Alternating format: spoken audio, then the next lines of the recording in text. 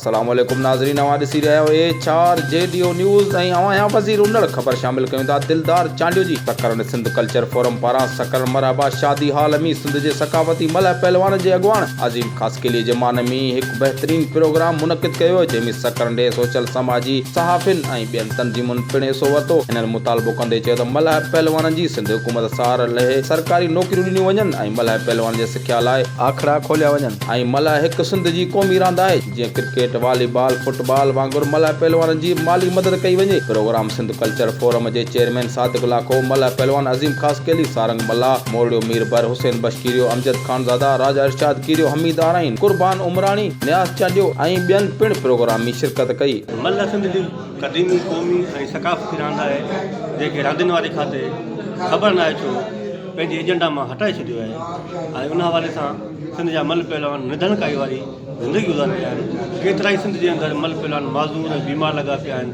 ऐं वक़्त खां में रिटायर थी विया आहिनि। पर जेकॾहिं सिंध सरकार ऐं रांदियुनि वारो खातो हिन रांदि खे सिंध असेंबली थ्रू सिंध जी क़ौमी रांदि तस्लीम करे ऐं मल पहलवान जी अवली जे बुनियाद सार लहे त हुनजी रांदि बैन अक़वामी सतह ते उजागर थी सघे थी ऐं सिंधी माण्हू जो गार्ड ऊचो थी सघे।